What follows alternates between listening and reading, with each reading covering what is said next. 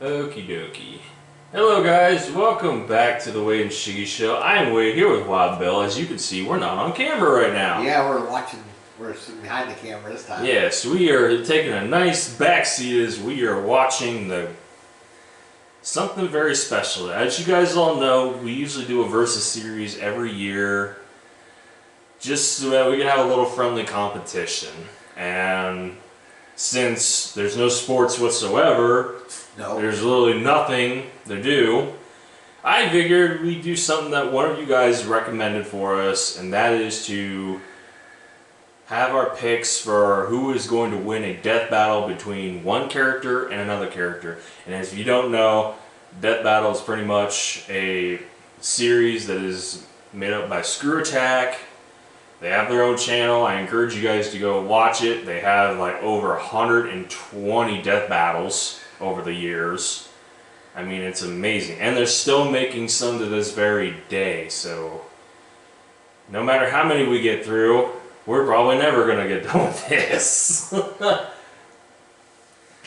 But if you guys see on the screen there, our first death battle that we have to pick from is the first death battle they ever done, but this is the remastered version because they had to remaster it for some reason. I'm not 100% sure why, but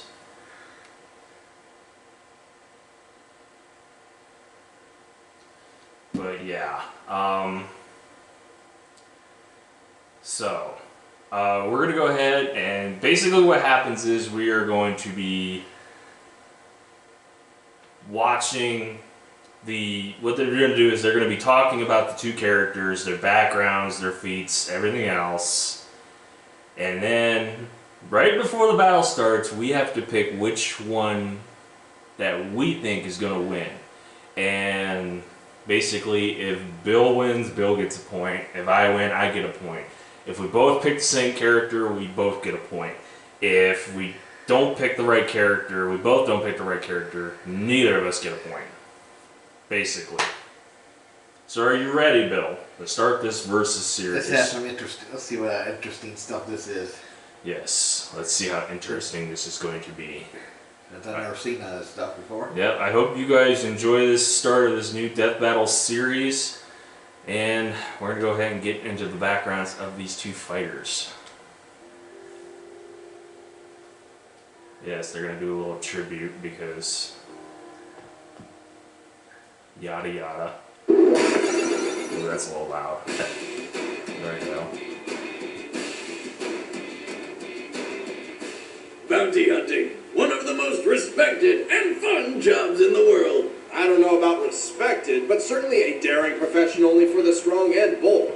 Boba Fett, the most feared bounty hunter in the galaxy. And Samus, a hunter so determined she'll sacrifice a planet to reach her goal. He's Wiz and I'm Boomstick. And it's our job to analyze their weapons, armor, and skills to find out who would win a death battle.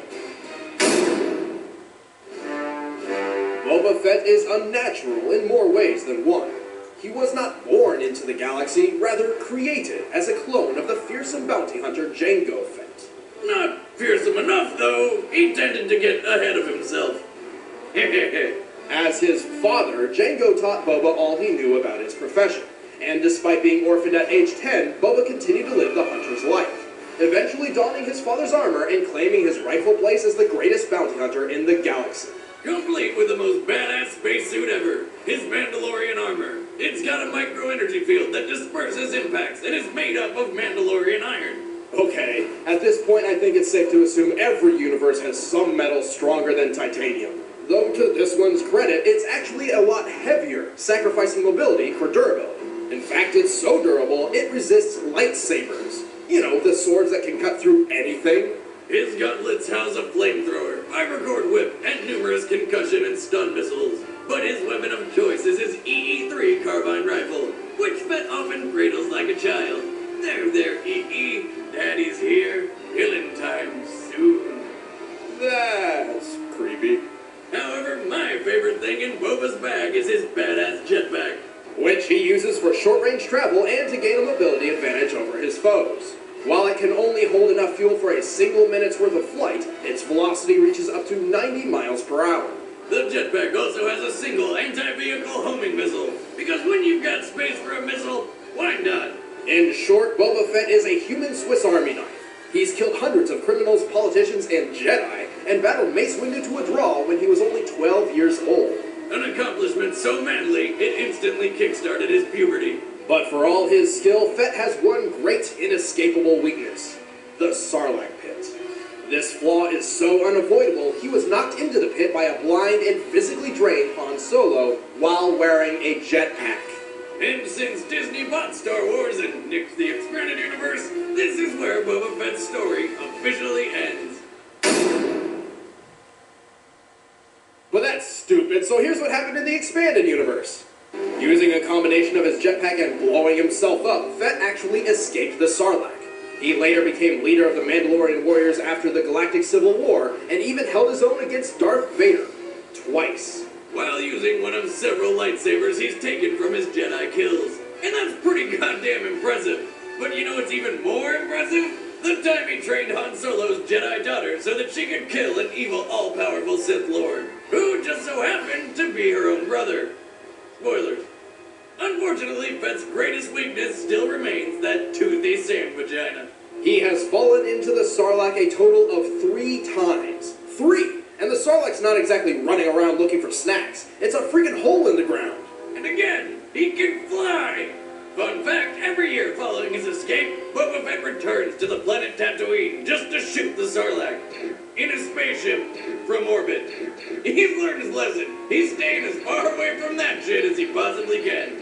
Fear of teethy holes aside, few have survived once he's set his sights on them. Boba Fett is a whole new meaning of deadly. No disintegration. As you wish. When she was young, Samus Aran lived with her family on Earth Colony K2L. Until one fateful day when it was sacked by an army of space pirates led by the vile Ridley, a giant purple space dragon. Ridley murdered her parents right in front of her, along with the rest of the planet. Literally everyone except for Samus. So PTSD therapists were in pretty short supply. Thankfully, Samus was rescued by the Chozo, bird-like aliens who raised her to become a warrior. She was infused with Chozo DNA, increasing her strength, speed, and athletic ability far beyond those of a normal human being. So, does she now have a bad habit of pecking at food and shitting on people's cars? No. She wears the power suit, typically in Varia form, shielding her entire body without restricting any movement or flexibility. Too bad it makes her look like a dude.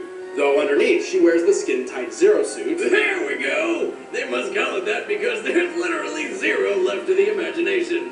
While in that Zero suit, she carries a paralyzer pistol, a gun which can, well, paralyze people, and turn into a laser whip. But she definitely prefers the power suit in most combat situations. As a modified version of Chozo battle armor developed specifically for Samus, it can also be upgraded to adapt to any environment. Samus carries the powerful arm cannon as her primary weapon, and she's found quite a few upgrades for it over the years. Though the basic power beam is a pea shooter, when you charge it up, it'll blow your face clean off. She can also set it to blast an ice beam, grapple beam, and tons of seeking and super missiles. Her Chozo training lets Samus control the skies with the speedy screw attack, and curl into her morph ball form to traverse places few others can. How the hell does she do that? Bird DNA, Boomstick. Bird DNA. Yeah, because we all know how many times you scare a bird in the parking lot and then it just curls up into a ball and zooms away. Alien bird DNA. Well then, F that planet and its birds. But I do like their power bombs, which Samus carries and can use to destroy anything in the general vicinity in seconds. Samus is known as the bounty hunter capable of taking on impossible missions, fighting massive beasts, and even wiping out an entire species. All but one. Talk about having the rarest pet in the universe. And it makes a cute hat. However, she often makes mistakes. Somehow, she always seems to lose all her power-ups and upgrades at the beginning of every mission. How has she not gotten a purse yet? Well, even when she does have all her arsenal at her disposal, it doesn't guarantee its use. For example, she once entered a volcano and did not activate her thermal systems until halfway through the mission, all because she was waiting for permission. Oh, can we please not talk about that game? But don't worry, Samus has proven time and time again to be one of the deadliest hunters in the galaxy. Outlaws everywhere fear the name of Samus Aran. Time to go.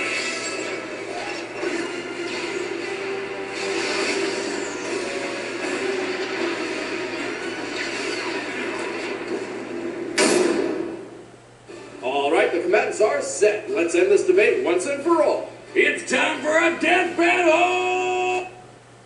Alright. Now it's time to make your picks. Oh, interesting. Bill, who are you gonna pick between the two? I almost puked in my mouth there for a second. Oh, that's pretty bad. Yeah, it tasted horrible and it almost came out my nose. Ugh. Anyways, like I was saying, who do you pick? That's tough. That's tough.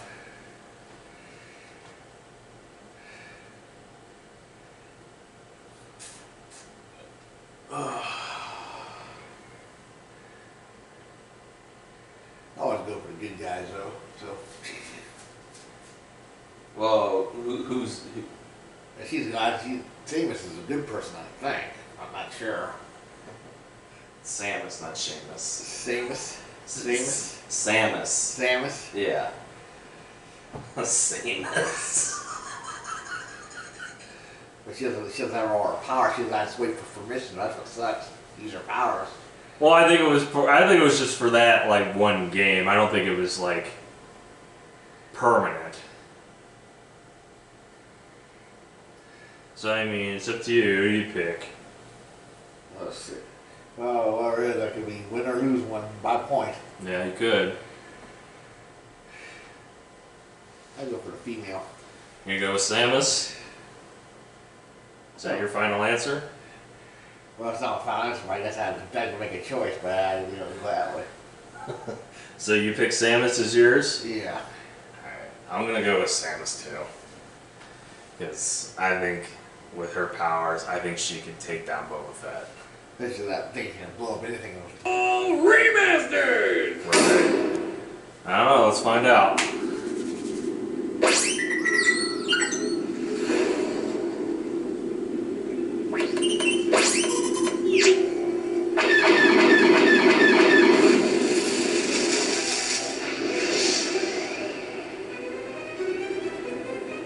Oh yeah, I know plan, I know everything. Yeah, pretty much. So it looks like.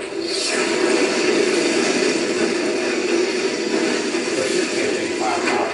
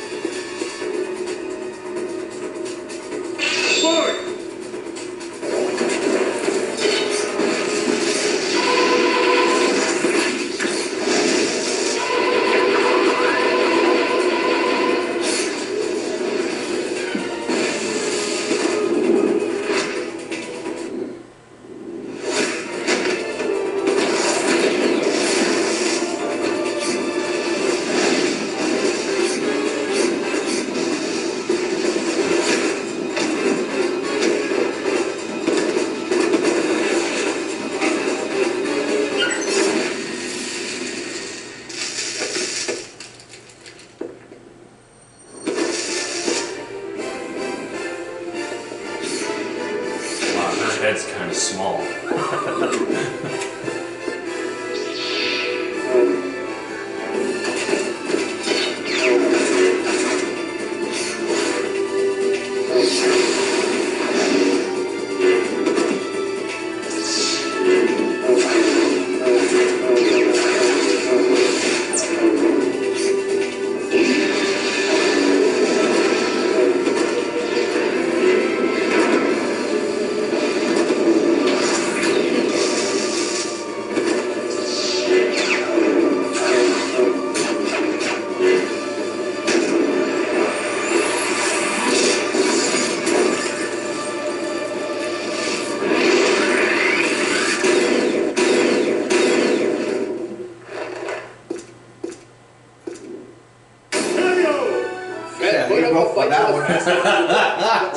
No, I think he's dead. Yeah. Still trumped him in every way. While Fett may be more durable and physically stronger, Samus has dealt with foes like that all her life. Boba Fett really didn't have the means necessary to catch Samus, let alone perfectly counter Samus's powerbomb, screw attack, and ice beam. Sure, Boba's killed plenty of Jedi and survived a run-in with Vader, but his greatest victories usually stem from his cunning. He's a master of playing his enemies into his hands. But when it comes to Samus, Fett had little to work with. Samus specifically modeled her bounty hunter career around anonymity. She's even commonly mistaken as a man by the very people who want to hire her, making it extremely difficult for Fett to get a read on her. Fett just couldn't keep his head in the game. The winner is Samus Aran. Alright, so that is the first episode of Death Battle. How'd you like the layout format of it? Pretty funny, she turns into a lightsaber also. Yeah. I thought that was pretty cool. They had a little lightsaber element to it, and they went to lightsaber battle, yada yada, you know. I thought that was pretty cool. But all in all, I'm going to enjoy this series because there's a lot of stuff that I think we're both going to find interesting to see who wins. It's interesting characters too. Yes, very interesting. If you guys already seen Death Battles, you guys know what we're going to be in for, and please don't spoil it for us either, because we are trying to, like, this is a competition. This is a friendly battle. We're trying not to get an upper hand on each other by cheating. So, yeah.